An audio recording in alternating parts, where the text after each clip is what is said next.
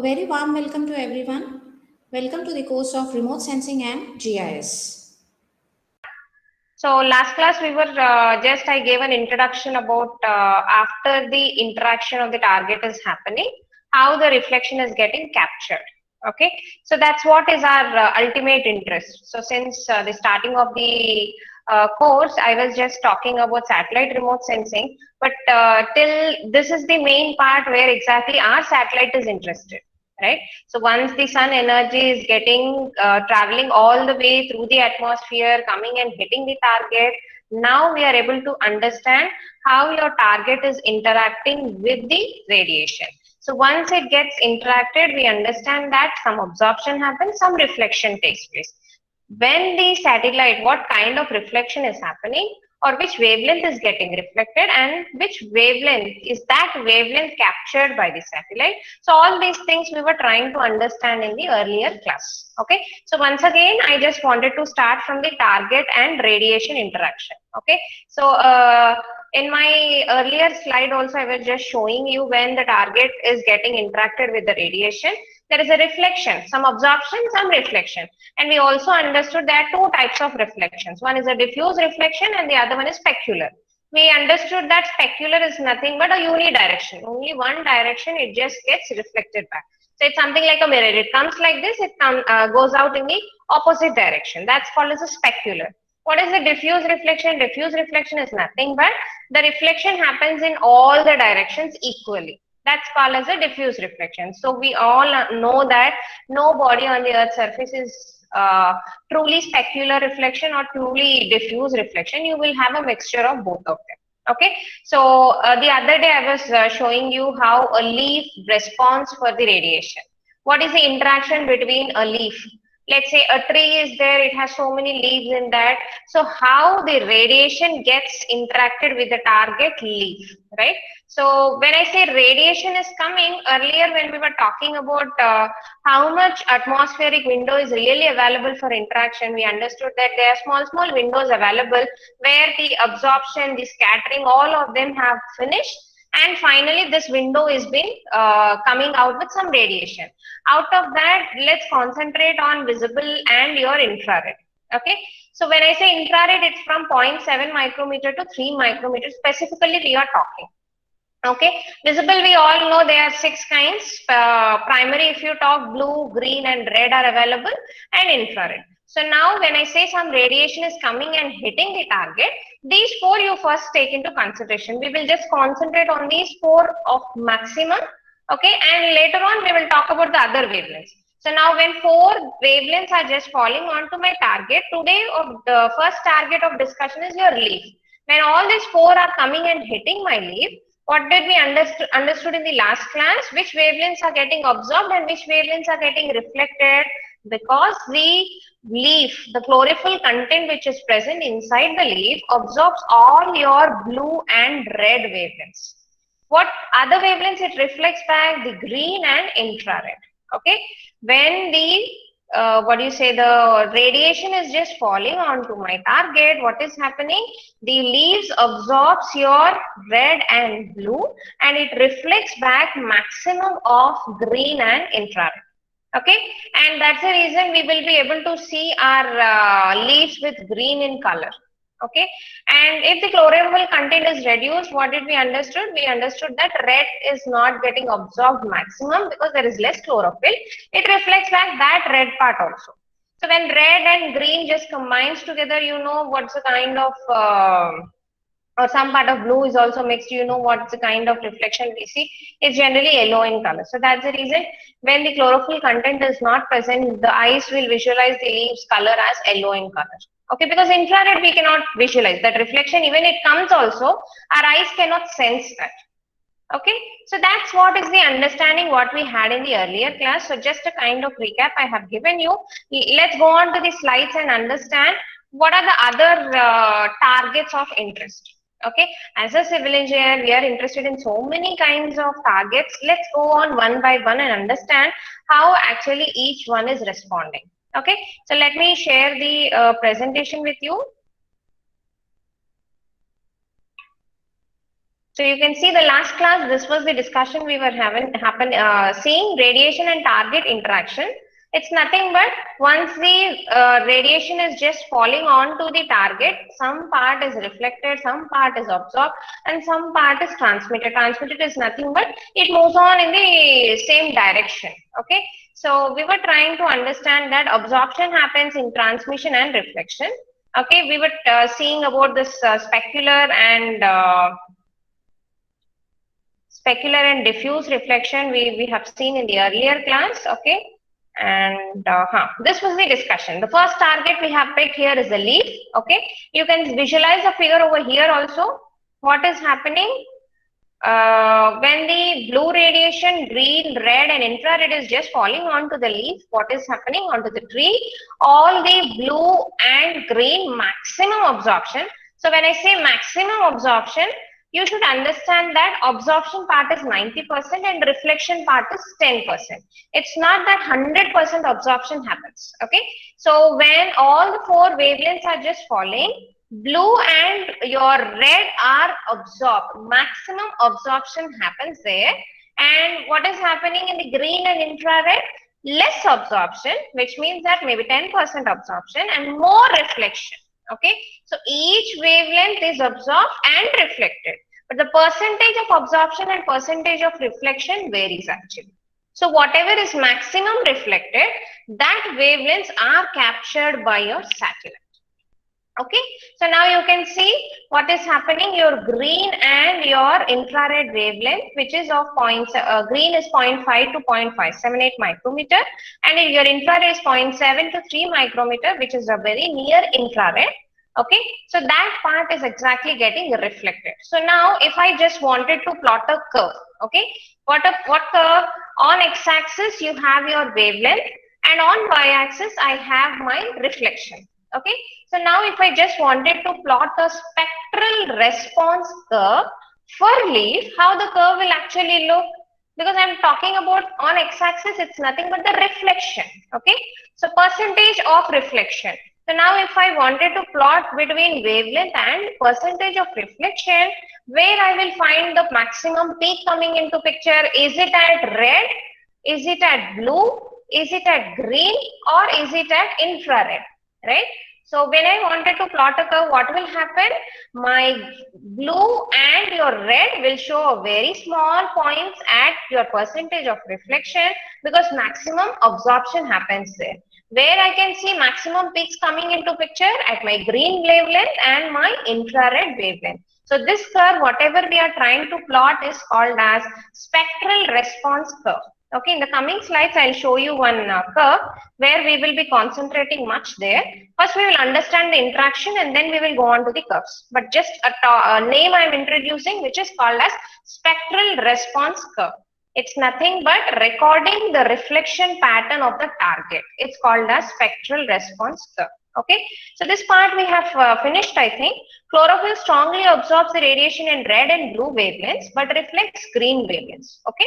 Leaves appear greenest to us in summer when chlorophyll content is at maximum. In autumn, there is less chlorophyll in leaves, so there is a less absorption and proportionally more reflection of red wavelengths, making the leaves to appear red or yellow. Yellow is a combination of red and green wavelengths. Okay. So what is exactly controlling the absorption and reflection pattern? Your chlorophyll actually controls the absorption and reflection patterns. Okay. The internal structure of the healthy leaves acts as an excellent diffuse reflectors or near infrared wavelength. So when you see the kind of reflection pattern, it's most of a kind of diffuse reflection which happens in your leaves. Okay. In fact, the measuring and monitoring the near infrared reflectance in one way that scientists can determine how healthy is your vegetation. So now, if some people or some researchers are interested to study about how healthy is your vegetation, so they pick the satellite data where exactly only one wavelength if they concentrate, which is your near infrared and green wavelengths, if they just concentrate on these two wavelengths, they can simply assess how much healthy is your vegetation. Okay, if more reflection is happening in those two bands or in those two wavelengths, what I can understand, it's nothing but presence of more chlorophyll content. So if I just talk or if I just discuss about only these two wavelengths reflection pattern, I can easily understand how healthy is my vegetation. Okay, so that's the beauty. That's the beauty of without getting in contact with that object, but still I'm trying to get some information about that object. Okay, so next slide, you can see the next target of interest is our water. So we know that the main interest of our civil engineers, one of the most of the applications, if you see the main application where we concentrate is water, right? So water, how it exactly responds to the radiation. Okay, let's see that interaction. So now in this figure, you can see what is happening. We are inputting the radiation. So the radiation is coming from the source of energy. Finally, it is reaching the target. So now my target of interest is water. So what is following? Blue wavelength comes into picture, green comes, red comes, infrared. All these four are just falling onto my water, which is my target. Now what is happening? For water, water generally absorbs your what you say longest wavelengths. What are your longest wavelengths? The longer wavelengths visible and near infrared is absorbed more by water. So what happens is, in leaf, we have seen it is absorbing the shorter wavelengths. Your blue is coming into picture and red is coming. But what is happening into the water? Water is absorbing your longest wavelengths, which means that your infrared and your, what do you say, the, what else gets, actually the green also less reflection. Red and infrared are more kind of absorption you will be seeing. So most of the reflection happens for blue and your green wavelength. So that's the reason if you see your water, how water actually looks to our human eye blue in color. Why blue in color? Because the blue radiation is getting reflected. Always remember, whatever we visualize to the human eyes is nothing but the reflection pattern. When the target or when your radiation is getting interacted with the target, whatever it reflects maximum, which wavelength it reflects maximum in the visible region, that color only our eyes can visualize. Okay, so that's the reason water is seen blue in color or clear kind of blue kind of picture you will see. Sometimes what happens, sediment will come into picture. Let's imagine the coastal parts where exactly the kind of delta formation happens. You can see the sand also clearly. It will not be a pure clear blue color into picture. Why is it so? Because of the sediment which is present. So now when sediment is present inside, what will happen? The blue reflection or blue will not come to the maximum extent. Some absorption happens or taken up by the, what do you say, the sediment which is sitting there. Again, the color will have some kind of influence when sediment is present. So sediment present water and clear water. Or you can say turbid water or clear water. They have little difference. And sometimes what happens, algae also is present. So when algae is present, what you can see, that green color reflection also will be seen. So green also what happens is it reflects to a maximum extent. So that's the reason when you visualize the color of algae water, how it will be something like a greenish shade, greenish and bluish together. When you see, that color comes into picture. Right. So what is happening here is, when all the four wavelengths are just falling onto my water, what is happening? My infrared and red are getting absorbed more, and what is getting reflected? Your blue and green are reflected. So you can just follow the kind of what do you say, the arrows here. The blue is showing as a big arrow, showing that it's reflected more. And green is also reflecting, red is also infrared. I said you, reflection, absorption not to 100%, there will be some percentage variations. When you take water into consideration, maximum reflection is coming out from blue and green wavelengths. Okay, now if I wanted to plot a spectral response curve for water, where will I see a peak? I will be seeing a peak at my blue and green reflection. Where will be I seeing a dome curve coming into picture? At my red and infrared, right? So earlier, the just a transverse of the curve we have just observed. The peak comes into picture in infrared region, for infrared region and green region in your vegetation. But here if you see from water, it comes near blue and green. So now if someone asks a question, if I wanted to concentrate on infrared region, okay, just say like, imagine that the satellite has captured only infrared wavelength. Okay, so there are two objects sitting.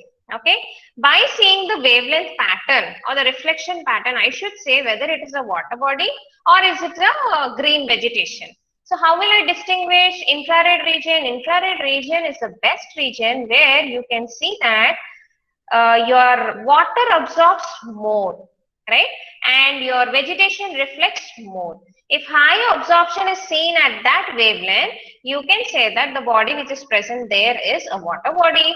And if there is a high reflection recorded, let's say 70% reflection you have seen in that region, it means that it's a kind of, vegetation sitting there, right? By seeing the spectral response pattern, you can, distinguish between two objects. Okay, so we understood the spectral response of chlorophyll, which means your leaf. We understood the response of water. Let's see the other part. Okay, so let's give a reading. Longer wavelengths visible and near infrared is absorbed more by water than the shorter visible wavelengths, which means that your blue and green comes into picture. Thus, water typically looks blue or bluish green due to stronger reflectance at these shorter wavelengths and darker if viewed at red or near infrared wavelengths. If there is a suspended sediment, as I said you, where the deltas are there or where the kind of convolution happens there, you can see present in the upper layers of the water, then this will allow better reflectivity and a better appearance of water. Okay. And you can see this picture. This is exactly a satellite picture. So since so many days I am saying I will show a satellite picture. So now you can just visualize this picture which I am showing you on the right hand side. How many colors are you able to see? We are able to see a greenish shade in that, right? We are able to see a blue color there. This is called as a true color image. True color image is nothing but how you will see on ground. The same representation is shown here also. If you see on ground, green color is vegetation, blue color is water, we clearly see with our eyes and distinguish. The same thing we are able to see here on the image also. So this is called as true color image. Okay. So now by seeing this water, you are able to see some difference between this water here, my cursor, and here also. You are able to see a bright reflectivity in the earlier where the streams like pictures are seen. No? These are nothing but the sediment is present in them. When you move here, you can see the kind of clear picture, right? So these are nothing but your rivers, the small streams which are just flowing, and you can see they are just coming and mixing or drowning themselves, getting confluencing there, right? So these are small streams. Okay, you can see this is a big delta over here. So water suspended sediments can be easily confused with the shallow water but clear water, since these two phenomena appear very similarly. But you will see a small tint change. If here also I am able to see a very drastic difference. Here I am able to see brightness more, and here I am able to see a little contrast picture, right? So chlorophyll in algae absorbs more of the blue wavelengths and reflects the green, making the water appear more green in color when algae is present. So just now we had a discussion, when algae is present inside, what happens? That algae, because it is a chlorophyll, it absorbs the green wavelength more. So what happens? So the blue reflection and green reflection together, you will see a kind of greenish blue tinge coming into picture. Okay. So the topography of the water surface, rough, smooth, floating materials, etc. can also lead to complications of water-related interpretation due to potential problems of specular reflection and other influences on color and brightness. So what is the point here is, when you have a clear water and when you have a sediment water, okay, we can distinguish both of them. But sometimes what happens, take an example of Ganga River. So have you ever seen the Ganga River, which is exactly at Delhi? If you see, there's a huge kind of, the waste is deposited, right? If you see the kind of Ganga River at Varanasi or that Kashi place where you see, they dump huge amount of waste. So now when this waste is present on the surface, what happens to the surface of the water? Rather than behaving as a smooth kind of object, what happens? It becomes the roughness. And we have seen the pattern of reflection changes with the roughness of the object, whatever we are dealing, right? So what happens is, sometimes it may give a kind of pseudo kind of, or it may misguide you. When we analyze on the satellite image, it may show you a kind of one kind of reflection, but actually on ground it may be a different object, because the roughness varies. if the kind of waste or floating materials are present on the surface, it actually changes the pattern. So when you're trying to understand the water kind of clear water, fine. Turbid water also fine, but where there is a huge waste and what do you say, pollutant, chemicals, everything are coming into picture, definitely a site visit is required there. You need to go on to the ground, visualize it properly, then try to compare with the satellite information. You cannot solely depend upon the satellite information if such kind of scenario is there in the water. Okay, so that's the point there. Okay, so now let's move on to the another one, which is your most important one, is your soil, right? So we have seen leaves, how they are responding. So we understood something about the vegetation. We understood about the water. We understood, right? So now the next the target of interest is the soil. So now when soil is coming into picture, it's not a single object. As you have seen the, what do you say, vegetation, vegetation, when we are trying to understand what is happening is, it's a single content. Chlorophyll is on, the presence of chlorophyll only controls your reflection pattern or the color. But here soil is not only a single factor, because we have so many kinds of parameters coming into picture, right? You have your soil moisture coming into picture. Texture is also important, whether the grain size is very fine, very coarse. There are so many types of soils coming into picture. So all of them actually control the reflection pattern. The presence of moisture controls what is the grain size of the soil you are talking, right? Whether the soil is loamy soil, or whether it is a clayey soil, or it is a silty soil, what kind of soil are you really talking? How much percentage of water is present in that? Because the soil moisture content only controls the reflection pattern, right?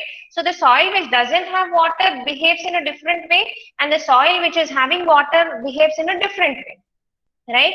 So all of them are really important to us to understand the pattern of reflection of soil. So let's see what all are controlling, how actually my spectral response changes. Okay, so let's see that. So the factors that influence the soil reflectance act over less specified spectral bands. So we will see spectral band. Already I have said spectral means wavelength. Okay, so which wavelengths actually deal with soil, we should understand first, because when I was talking to you on leaves and your water, we were morely concentrating on the visible and some part, whether infrared is absorbed or reflection. We didn't talk about the range. We were talking about the entire range, 0.7 to 3 micrometer, right? But when it comes to soil, we are very specific at some wavelengths. We will see those. Okay, factors affecting soil reflectance are moisture content, soil texture. Soil texture, all of you know that texture triangle. You are already into E4. You are well acquainted to that soil texture triangle, whatever we will be talking, whether it is a clay soil, sandy soil, silty soil, loamy soil, whatever it is, right? The surface roughness, right? The presence of iron oxide and organic matter, because we are talking about the kind of soil, obviously it has some percentage of organic matter also into that. The surface also is very, very important, because the pattern of reflection is controlled by the surface roughness only, right? So all of them together influence your reflection pattern. Okay, the presence of moisture in soil will decrease its reflectance, because when water is coming into picture, what we have seen, normally if you see, if let's say a 50% reflectance is there in a soil, okay, when it is getting interacted, what happens if water is present is, when water is present, the blue wavelengths are getting actually, what do you say, they get reflected, but the infrared actually gets absorbed when water is present. So what is happening? The reflection pattern actually gets decreased. Normal dried soil, when you see, you will have a high reflection pattern. But when water is present, some amount of water is coming into picture, your moisture content, when it is getting increased, you can see the reflection pattern actually gets decreased. Because the soil mostly, it absorbs your visible wavelength, it reflects your infrared. Okay, as your green vegetation is doing, in the same way, soil actually absorbs all your visible region, but it only reflects maximum of your infrared. But when water is coming into picture, what happens is this infrared is getting disturbed. This infrared is getting disturbed and blue is starting getting reflected. So that's the reason you will have a less reflectance recorded when the moisture content is high in the soil. Okay. And this effect is greatest in the water absorption bands at about 1.4, 1.9, 2.2 and 2.7. So he is giving a specific wavelengths where exactly the water absorption, remember the absorption bands we have talked when we were discussing the movement of the radiation happening through the atmosphere. Remember absorption bands for water vapor we have talked. We talked about the CO2. We talked about the other what was that? What do you say? The ozone. Some specific bands we have talked. Right. So exactly at those bands, which is your 1.4 micrometer. Understand 1.4 micrometer is exactly your infrared, near infrared.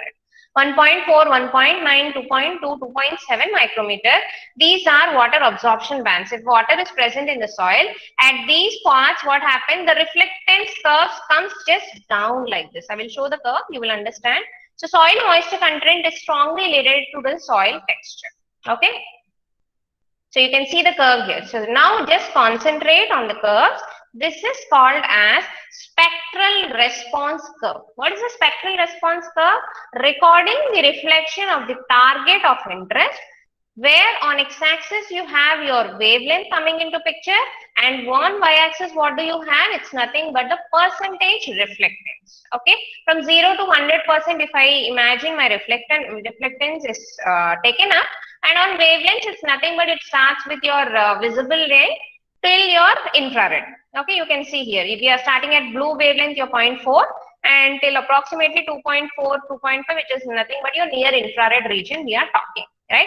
So now if you can see the reflection pattern, what is happening? Slowly the curve is just building up. So you can see there are so many curves here. What is this curve showing you is nothing but 1%, 5%, 10%, 15%, 20% is nothing but moisture content is just getting increased. Okay, the first solid curve, it has only 1%. The soil contains only 1% of soil moisture. Like that, if you see the bottom curve, it's nothing but that soil has 20% of moisture content in it. Okay, so what is happening? If you see, just observe the curves, what is happening? Highest peak, it was recorded at 1% soil moisture, and the lowest peak is recorded at 20% soil moisture. Okay, what has happened? Your reflectance value has just got decreased when the moisture content is getting increased. And when you just observe the reflection pattern, slowly the reflection, blue is giving a very small reflection. Next to that, if you come, your green is giving little more than compared to blue. Like that, if you just see what is happening, after your, what do you say, the infrared has just started, you can see a quick reflection starting. But what has happened exactly at 1.9, you can see a small down. Why is that down? It's nothing but the water absorption band, 1.9, 2.1. You can observe here 2.1, a small break. What has happened?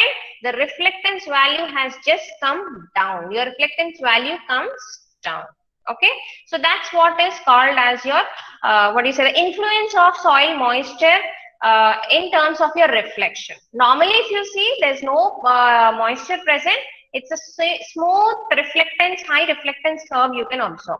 When the moisture is coming into picture, you will just see a drop coming into picture. Less reflectance will be recorded because the water absorbs the other reflection.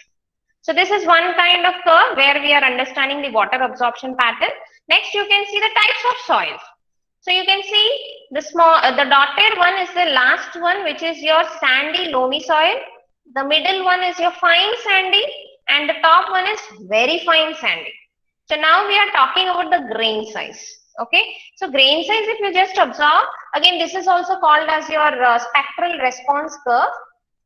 Okay, the spectral response curve, what has happened? You can see this is the x-axis is the wavelength and y-axis is your percentage reflectance. What is happening? Slowly the curve is just building up. Okay, and when you have come exactly at this part where you can see the 1.4, where exactly you will have a kind of absorption band is present there. Again at 1.9 you can see. Like that, what is happening? A kind of drop you can see. And when you compare the grain size, what is happening? The very fine grain size, where you can see very fine grain size means this moreover the smooth kind of surface you can observe. When there is a high or a coarse grain size is coming into picture, the roughness pattern actually comes into picture. So when your surface is very smooth, you are able to see a high reflection coming into picture. So if you just observe these two, one and the third curve, you just see sandy loamy and very fine sandy loamy. What is there? You can see very fine is giving a high reflection. Why? Because it's a very smooth kind of target. So the interaction is very smooth there. But what is happening when the kind of sandy soil is present? You can see there is a less reflection, which means that more absorption is happening there. Okay, so now by this time, now you will understand a small logic here. What is the logic here? If you see the pattern, reflectance pattern of your soil, what is happening? You didn't see any kind of high absorption happening, right? High absorption is initially seen at your the blue wavelengths. Later on, your reflection pattern is smoothly increasing, and exactly at 1.4 micrometer and 1.9, in that range we are able to see a small drop happening. It's nothing but absorption. So this kind of pattern, when you see in the satellites, okay, when you see in the satellite image, then we will try to understand that, okay, this may be a soil reflectance. Okay, so because if you see chlorophyll content, you will see when I will show where I will show all of the curves, so you will try to understand there. As of now, you remember this spectral response of your soil. Okay, in the next slide, I will show you a combination of three of them coming together. Then you will try to distinguish which is what. Okay, so this is the variation in spectral reflectance characteristic of soil according to soil texture. Earlier slide we have seen soil moisture, how it is controlling. In this slide we are trying to see the soil texture. So when the soil is becoming fine and fine, you can see what is happening, the reflection is increasing. Okay. So this part, if you concentrate, it's I will zoom it little. So this one, if you just observe, this slide talks about the three objects. Okay, so which three objects are we talking here, or three targets are we talking here? You can see the three targets of interest, whatever we are talking here are, your water is there. Let's imagine it's a clear water. Okay, and vegetation is there, and the other one is soil. Okay, so this curve, whatever we are trying to visualize is your spectral response curves. What does spectral response curve show you? The reflectance patterns of the targets. Okay, on x-axis you have your wavelengths, on y-axis you have your percentage of reflectance. So now, if someone asks you, how will you distinguish between water and vegetation? Someone asks you. So which band will I choose? Because my water gives a high reflection in blue wavelength. Blue and green wavelength. So where is my blue and green wavelength? Just observe the water. Water is in blue color, right? So this is water. It's showing high peak at 0.5 and at 0.4. 0.5 and 0.6 this range, but it's shown a down curve at your infrared. Infrared starts at 0.7. Why is it so? Because my water absorbs more of infrared region. I'm able to see the peak coming into picture at blue and green. Red and infrared are absorbed by my water, right? At the same wavelength, what is your green doing or the vegetation doing? You can see the reflection pattern is very slow there or very less at those wavelengths. Why? Because my green actually absorbs my blue and my, the red reflection. Right, but what it actually, red radiation, what exactly it reflects back? It reflects back the green radiation. You can see a small peak coming in here into picture and a very high reflectance at your near infrared region. So if I want to distinguish between water and vegetation, if I just simply select a small window of near infrared starting at 0.6 or 0.7 micrometer, then what can I see? I can see the water is touching my x-axis where 0 reflection or 1% reflection is only seen. But how is my vegetation responding? A very high reflection, right? So that's the pattern of vegetation and water. Now observe the soil, how it's performing. You can see gradually from blue, it's increasing, but at one point you can see a small drop coming into picture. What is that drop? 1.4 micrometer. It's an absorption band. again a drop at 1.9, again a small drop at 2.1, and again 2.4, 2.7. So we have seen the water absorption bands present within the soil, right? So this is called as your the spectral response curves of three objects which we are seeing, right? So now we are able to distinguish between your water, your infrared, right? So now someone asks you a question. Now how will you show the kind of difference between vegetation and soil? Obviously, vegetation and soil, you just wanted to concentrate. You choose the near infrared region, right? So near infrared region, if you see what is happening, your vegetation actually shows a very high reflection, but the soil is not showing that much reflection, right? And when it is coming to that 1.4 part, what is happening? Both of them actually are showing a decrease there. So we cannot distinguish there. But what is happening in the near infrared region? Near infrared region, you can distinguish that. And again, you can come in the earlier, the visible region. Visible region, what is happening for vegetation? Vegetation, when it is coming into picture, it absorbs your blue and green, right? Blue and red vegetation, red wavelengths get absorbed. But what is seen in soil? High reflection is seen. You can see the green, red curve here and green curve. This actually shows you a difference there. So they can be differentiated there also. Someone asks you differentiating between water and soil, easily you can answer, because at water, at infrared wavelength, no water is showing a reflection, but your soil shows a reflection, right?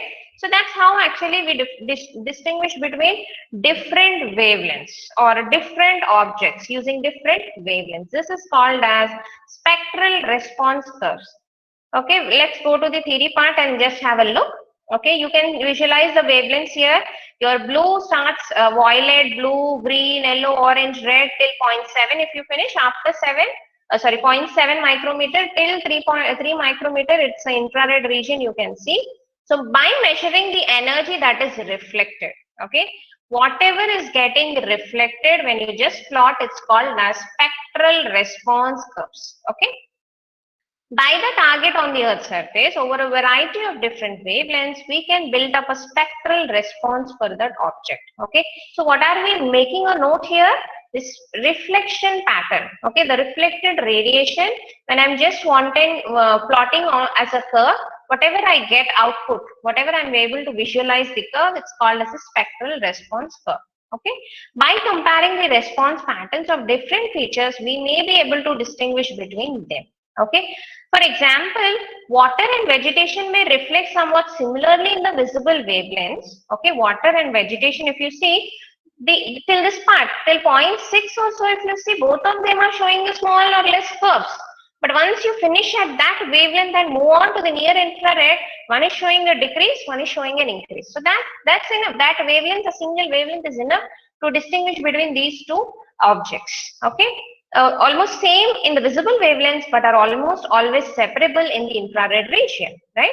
Spectral response can be quite variable in even for the same target type, and also can vary with the same with the time, greenness of leaf. Just now I said you, when I was talking to you on the chlorophyll content, what happens in summer? The chlorophyll content will be very high.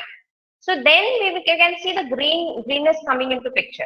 So now, if someone works about a vegetation application taking a summer satellite image, then it's fine. If the same person is taking an autumn season satellite image and working, what you will see? The color of the leaves, whatever we see on the satellite image, they look actually yellow in color, right? So by seeing that, what is the idea or what is the conclusion he will come to? He will say that, okay, that area vegetation is less healthy. He may comment. Right? So, but actually, if you visualize in summer, actually it will be healthy, and in winter it will be winter or autumn season, it will actually be less healthy, right? So, assessing your vegetation pattern or healthiness of the vegetation, you should actually choose your summer season picture, not your autumn season picture. So, when you're working, which time scale are you picking up? Which season are you picking up? The other day we were talking about the humidity also. Humid regions obviously will show high, the presence of water vapor there. But when you go on to the dry areas, like something like a desert area, there if you work, obviously high reflection patterns will be coming into picture. So now when you're trying to study about the spectral response, in which time are you talking about, which time images are you talking about, which season, which location, these are also important. When all of them are kept constant and when you're trying to analyze two objects or distinguish, then your spectral response comes into picture. Okay, so that's what is spectral response can be quite variable.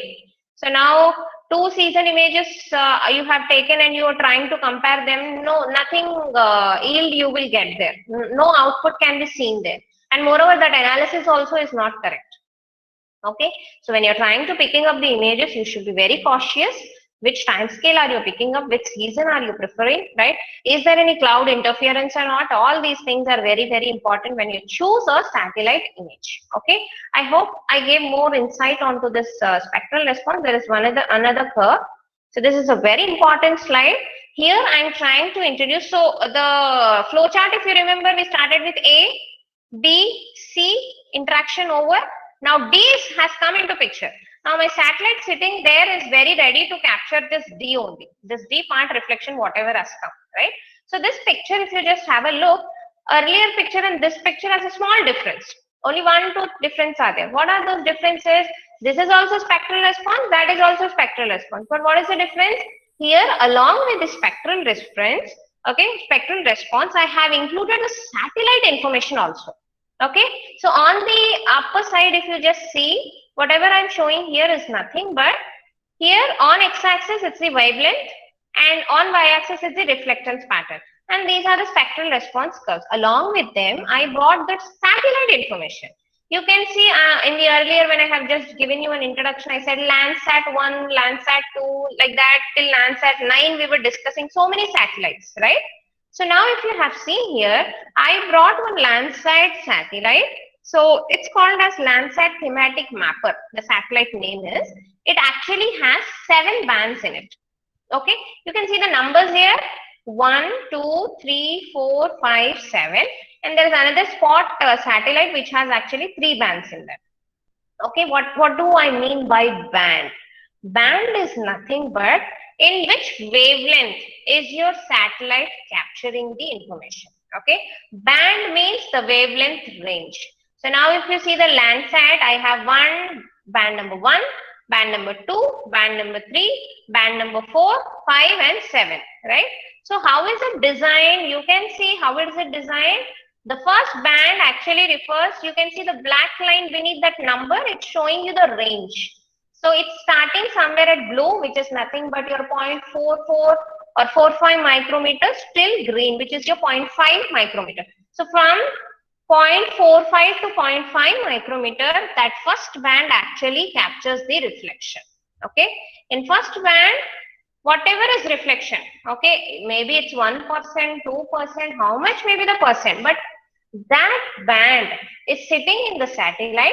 That sensor, inside that sensor, you have a kind of wavelength recognition. What it will do is that sensor is designed for some 5 to 6 bands.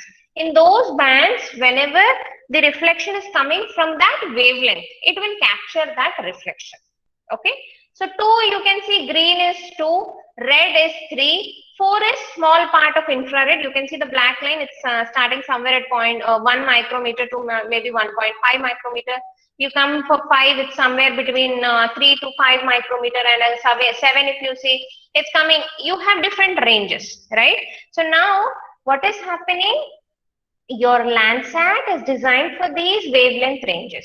Now my objects are sitting there, are giving some reflection. So my first initial reflections, whatever I'm trying to see here, are captured in band 1. Here are captured in band 2. Here in this range are captured by band 3. Here at 4, I am able to capture this reflection. So each wavelength is designed to capture that reflection. Okay. Now you see spot, what is happening? Spot, in first band, I have a combination of blue and green wavelengths. In second, I have a combination of green and red. When you refer 3, small part of near infrared, I am getting covered, right?